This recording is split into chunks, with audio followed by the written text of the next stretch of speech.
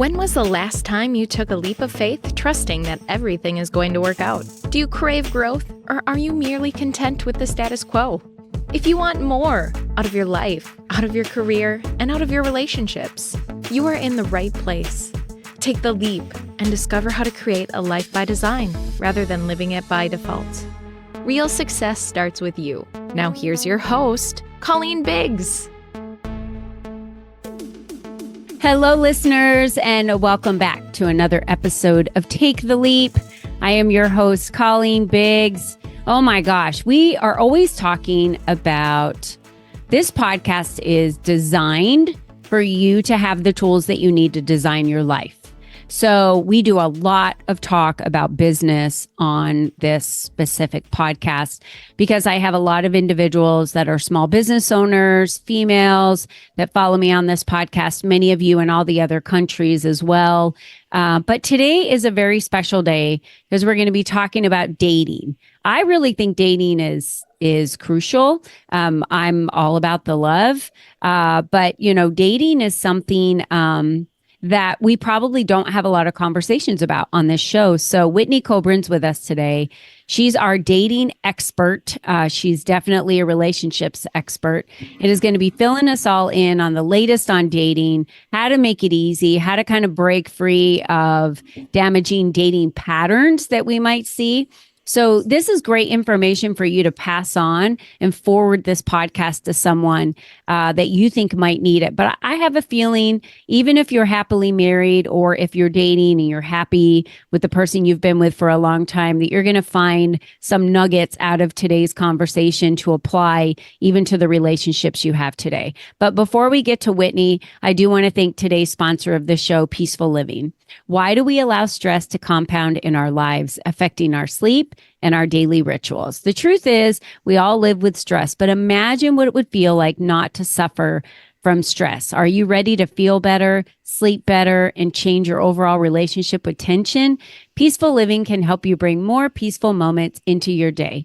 Peaceful Living offers simple tools, live stream, and on-demand classes, and a customized self-care success plan. Imagine if you had simple ways to slow down and restore your energy without taking big chunks of time away from your schedule. We know it's possible, and we're here to help. The founder, Roberta Hughes, will be your guide each step of the way. So visit Peaceful Living at the link below and begin your journey with a free membership. If you use the code LEAP, you receive your first month for free. I'll tell you, the other morning I woke up and I had a lot of tightness in my neck. And from the weekend, I slept a lot over Memorial Day weekend. So I got up and did one of her yin yogas in the morning, and my muscles felt so much better after about a 45-minute class. So I highly recommend checking her out online at Peaceful Living. And we have the link below for you to do that. Okay, let's talk about dating and love. So Whitney Kobrin is a renowned dating and relationship expert, coach, speaker, author, and podcaster, helping women break free from their damaging dating patterns so they can finally love their lives again. Whitney's been featured in Amazon, Roku, IU University, and numerous summits, podcasts, and online platforms, spreading her message that dating may be hard, but love is still worth it. Drawing on her training in psychology, matchmaking, life coaching, energy work, and embodiment, she teaches practical skills and guides you through the necessary inner work. Whitney, welcome to today's show. Thank you. I am so excited to be here. Okay, I have to know, and I know the listeners want to know this. You and I have been friends for a long time, so I know your story looking back, and you've taken a lot of leaps in your life, in your business, in your relationships. Why be a dating and relationship expert? What made you fall in love with that? Talk to us through the pivotal times in your life that shifted so abruptly that it really brought you to a place where this was what you love. Oh, that's a great question. And it was definitely hard won. I struggled so much in relationships. When I was a teenager and in my early 20s, I had no idea. I don't think I went on any dates. I just met people and things happened and it went forward. I didn't know the formal process. My dad, I love him, but I wasn't really around him or raised around him. And so I didn't have that male attention. I didn't have that counterpart. I never went to a daddy-daughter dance. I think that I missed out on a lot. And somehow deep down, I yearned for it so badly that I chased relationships, and yet I was scared of them at the same time. And I did a lot of learning and growth and reading books. And I found a coach when I was around 30 that really started to shift everything for me, because it wasn't just something I was learning in a book, because I love to learn. I've always learned. I have a degree in psychology, but it was experiential. And it was about shifting my own energy so that I could magnetize and attract the right kind of people. And after I did that program is when I met my husband, who, ended up being my late husband, who passed away in 2017. But I never would have met him and found him and had that marriage had I not learned from someone else and done the practices and figured out what I was doing wrong. Because honestly, I think all of my instincts were wrong.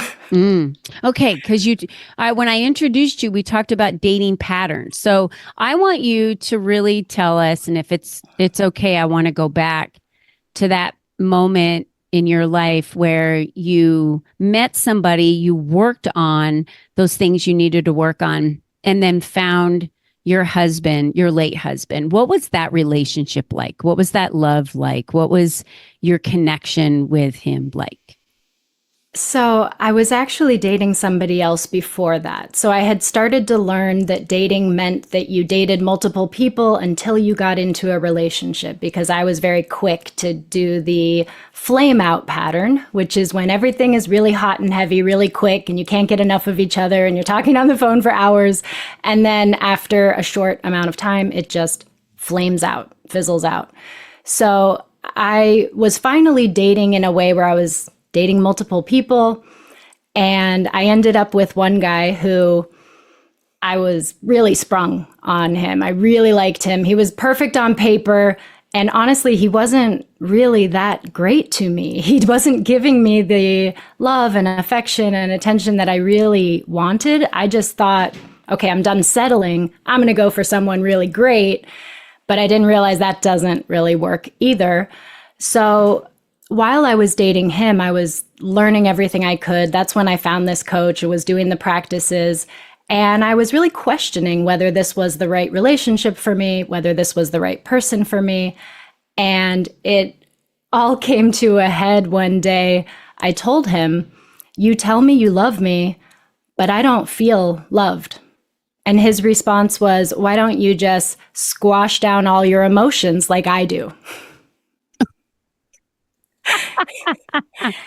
So I broke up with him. We know that's not going to work. Okay, next. And this was the guy that I was like in love with for at least a year, and broke up with and went back to. So as great as my relationships are now, I just want people to know that I wasn't born this way. It hasn't always been easy, that I was crying my eyes out, that I was frustrated as hell with dating, that I didn't think that I would ever find somebody that was my match. I felt like there was always these lower than me guys chasing after me that I didn't like, and then the higher than me guys that I was chasing after. And now I see that it is totally possible. When you elevate yourself in a calm and grounded sort of way, you know how to communicate, you know what to say, you know how to talk to men. Men and women, we are equal and deserve equal opportunities, but we are different. Men are from Mars, women are from Venus. I mean, we literally are completely two different species. I mean, we're so different. So you met your then husband. Did you date in court for a long time before you got married, or did you fall quickly in love with him and just know?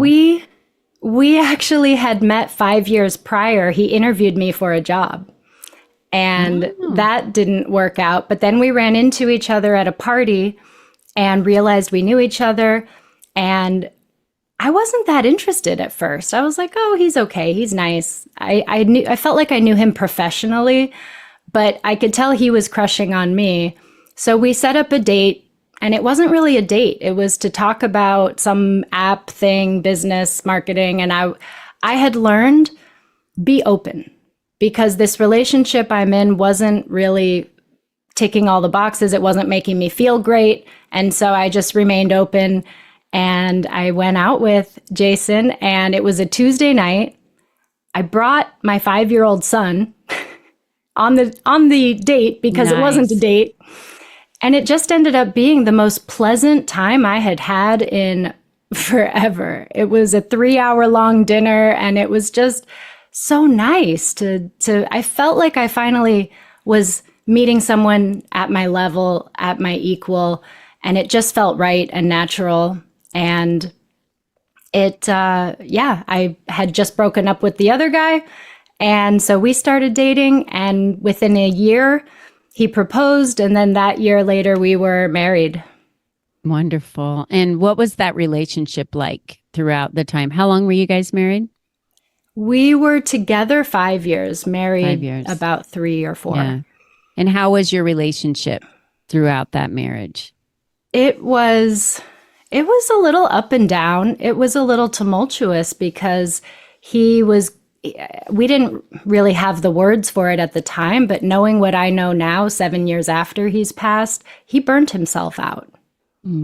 He was the type that just took the weight of the world on his shoulders and worked his butt off and did everything for everyone and managed the social calendar and, hosted all the parties and just burnt the candle at 5 different ends all the time, woke up at 4 a.m. to go work out.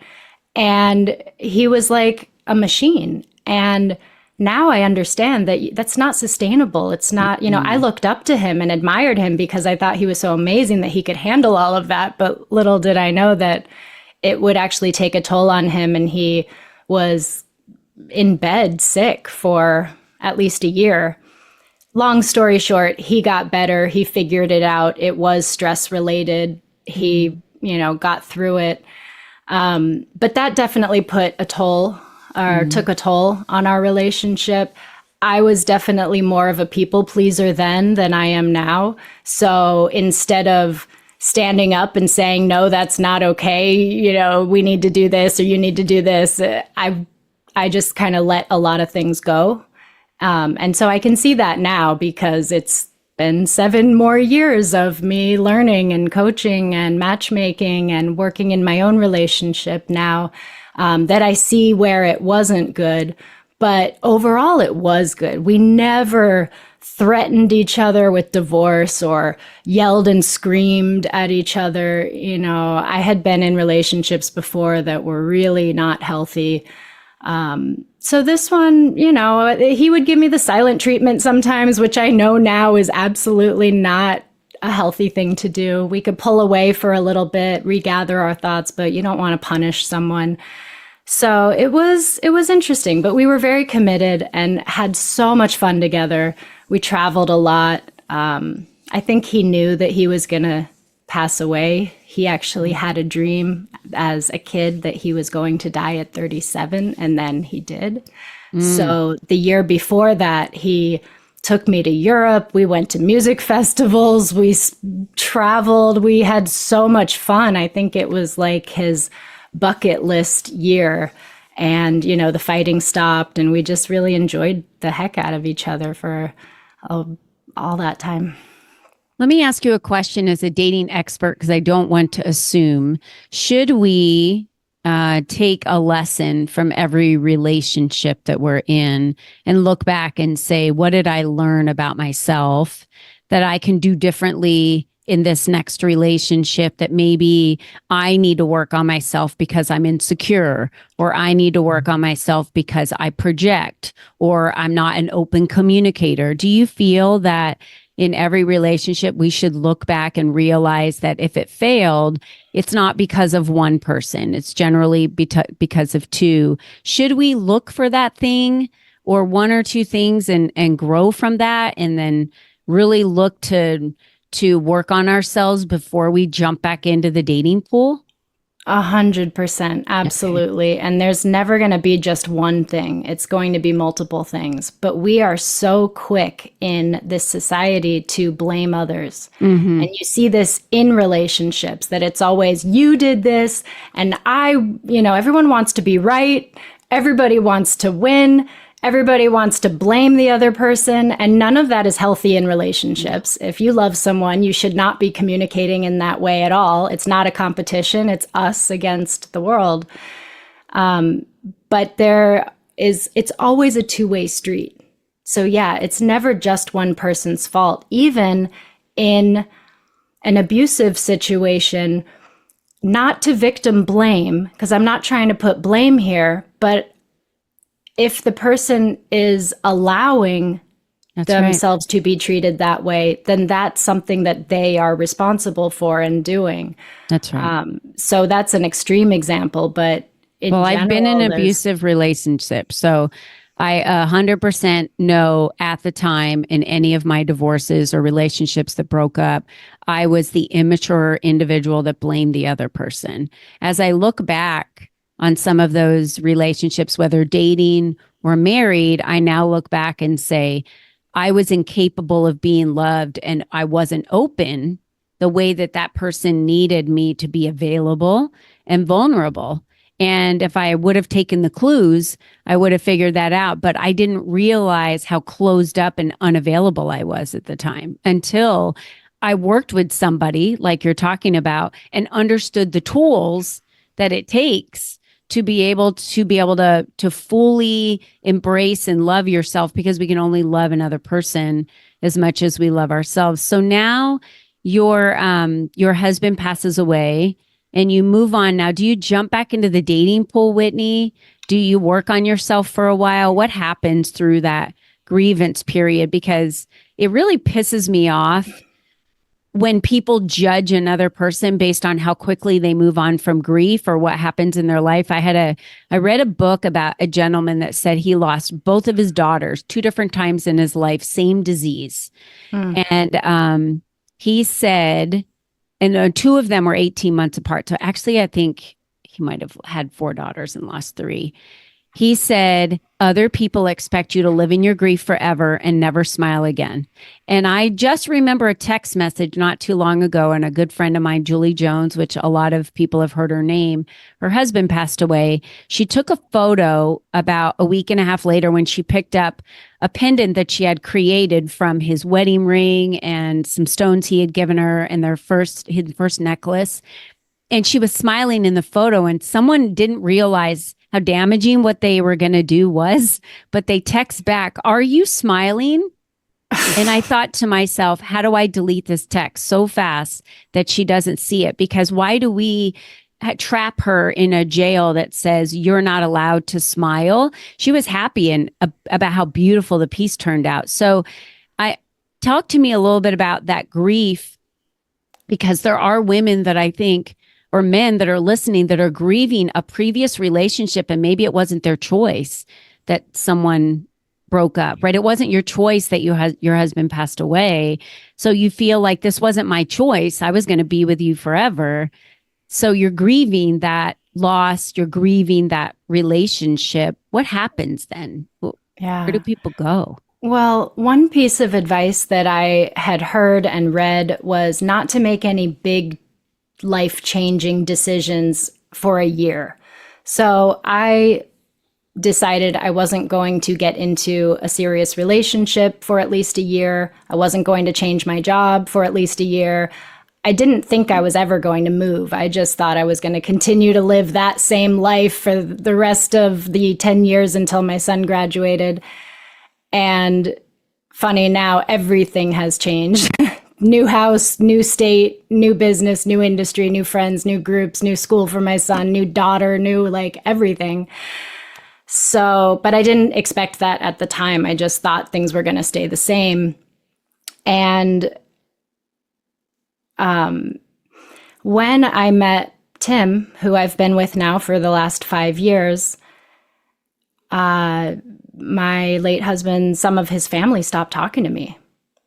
So I definitely saw the It was judgment. It is judgment against the person grieving because they're projecting onto you that they're going to stay stuck in the loss and the grief. And here's the difference. A pastor that stood up in just the last couple of weeks said, grief isn't about closing down your blinds, shutting your door, and isolating yourself. Grief is about leaning into it, moving through it. It will always be with you. You will never, ever, ever lose the loss. It's always a part of you now. It's just how do you live with that? And how do you move on from that? But it will always be a part of you. And I think it's the guilt or the shame that people feel like, but I don't want to forget about them. But you're not. You'll never forget about the experience. You know, when you see somebody's kids that you haven't seen in a long time and you're like, holy cow, they've grown so much. And it's been 5 years. People don't realize when it's not your life, it's really easy to judge other people and be like, wow, that was so fast. But when you think about every single day that passes and you're grieving, it's just, grief is a weird thing too. You know, my philosophy is whatever I was feeling, I would lean into it. So there would be days where I would get together with his friends and his family, and we would all be crying one minute, and then someone would tell a story about Jason when he was younger, and we'd all be laughing. And so that what you said about Julie, I totally understand that. You can be sad for a long time and still have moments of happiness throughout it. And it's unpredictable. And, you know, there are the 5 stages of grief, but it's not like stairs that just happen one after another. You fluctuate and go in between, and depending what coping mechanisms you're using, that can slow down the process. So yes, being able to just feel the feelings and sit with it is super important, and something that my grief taught me. And now I know that. So now when I feel like my world is falling apart, I'm going to lean into that and find out why, have a conversation with it, listen to it, discover where am I pushing things where I don't need to push them, or what am I doing that needs to be changed or slightly shifted. Emotions will tell us that. Let's fast forward now to dating. So you became a relationship expert and wanted to focus on dating. Why? What is the big reason behind that? So I actually became a matchmaker first. Many years ago, I was in Toastmasters and I did a humorous speech contest about how dating is just like recruiting, and how the profile is like the resume, and you have to sometimes get a drug screen or references done. So that just planted a seed in my head that matchmaking would be this blend of psychology, which was my passion and what I loved learning and practicing, and recruiting, which was my career for 13 years. And so matchmaking was recruiting with a psychology spin. And so I started working as a matchmaker. And I have couples that are married now that I set up. I matched myself during that time. It gave me an opportunity to really get a lay of the land as far as dateable men. I just told, you know, they would sometimes say, well, you know, are you single? And I would just quickly shut them down and say, I'm widowed. You know, my husband just passed away and I'm not dating. And they wouldn't push after that. But it was, I knew that at any point I could change that and date someone, but it was really helpful for me because of my old patterns. And most people fall on one of 2 ends of the spectrum, where they're either the anxious attached style, where you always want to be in a relationship and you'll bend over backwards for people and you'll be the people pleaser, or people tend to go into this Miss Independent or avoidant side where it's like, well, I'm just too busy for this and I don't need a man. And you just explained my husband and me when we met. I'm not even kidding you. I was like super Miss Independent, single mom. I was like, I don't need a man. And he was like, I need to hurry up and find someone because I can't be alone. And I'm super clingy. And I was like, oh, this is not going to work. That's exactly who we were when we met. It's just hilarious. Sorry, I didn't mean to. It's funny how, that will magnetize people together. And it will. You know, that's why relationships are so important. So many people are just opting out of relationships nowadays. And what they're doing is they're hindering their own personal growth because Why do there's you a think certain they're amount. opting out? Why are they opting out, Whitney? Let's just Because call a it's spade a spade. because it's complicated, it's hard. People are much more self-centered now. So not only does that mean that each individual is more careful about who they're going to connect with and what they're letting into their life, but so is everybody else. And everybody's really guarded. We're all connected, but very superficially. One of my favorite books, and you see all the books behind me. I love books. I've learned so much about love and relationships from these. And one of my favorites is called Deeper Dating by Ken Page.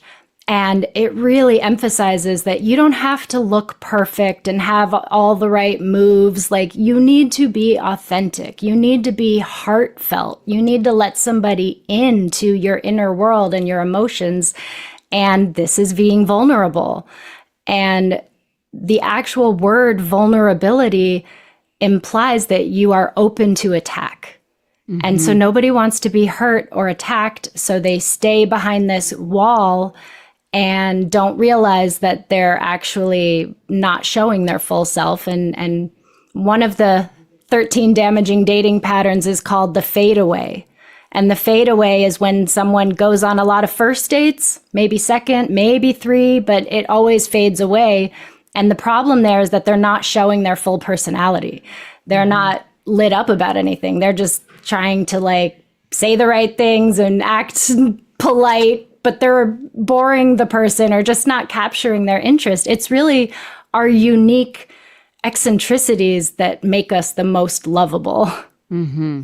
Yeah, I mean, I get it. I feel like a good relationship, once you've dated and you've gotten to know each other and you're compatible, a good relationship makes you feel safe. A good relationship fuels your individual growth. That person is supporting your growth and you become a better version of yourself because of the relationship. That is exactly how I feel like I've seen my relationship change both of us, and we've become more successful, happier, more comfortable, but you've got to feel safe. And the dating is really kind of trying that out, right? To see is this person going to allow me the space to be safe and be able to open up? Because everyone's super closed at first. I don't want to show you my underwear drawer if I just met you.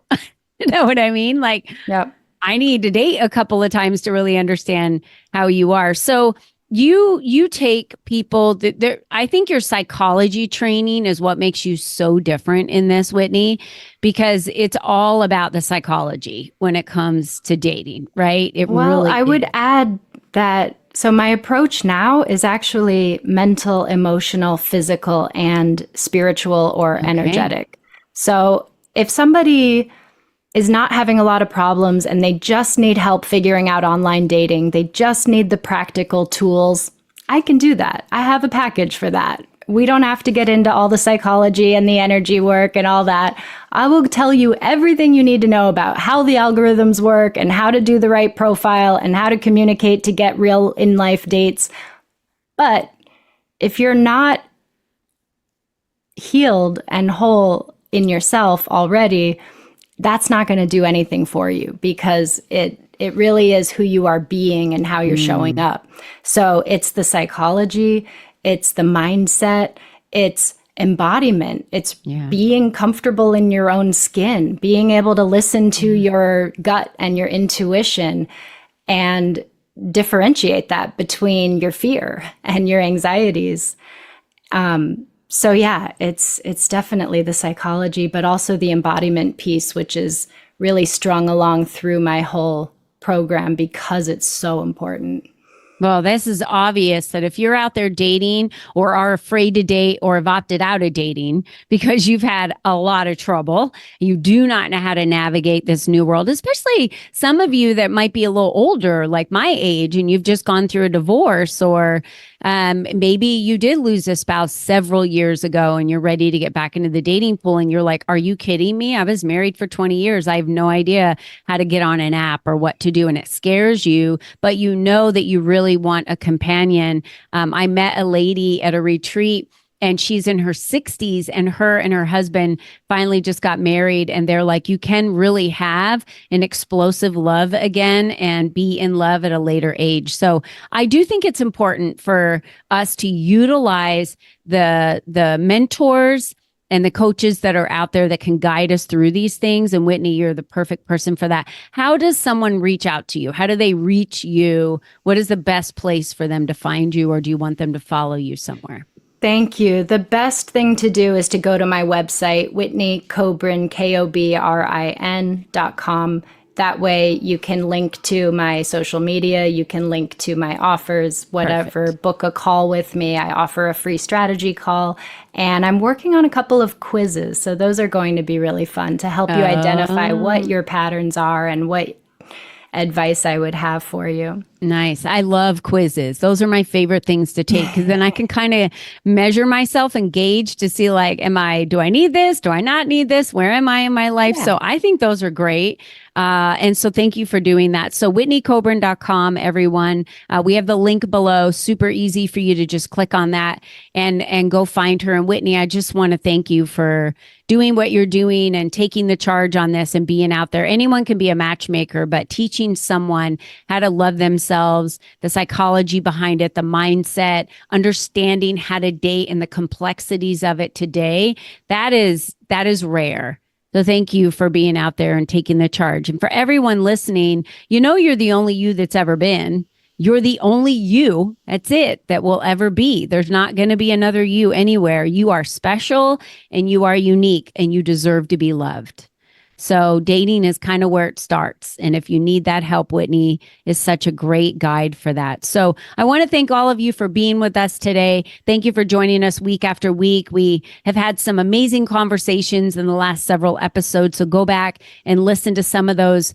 Previously, we've talked about mindset and so many other things that lead right up to this dating and love episode that we did today with renowned expert Whitney Kobrin. So Whitney, thanks again for coming to us all the way from New York and Bell Harbor. Thank you. And to all of you out there, thank you for joining us week after week. And until next time, be you and be strong. Bye-bye for now. We hope you enjoyed our show today, as our guests shared their secrets on designing their life by taking the necessary leaps to expand their influence and attract the right people and clients into their lives. To start these easy steps for yourself, be sure to visit www.colleenbiggs.net/freebies to download the 7 ways to increase your exposure today.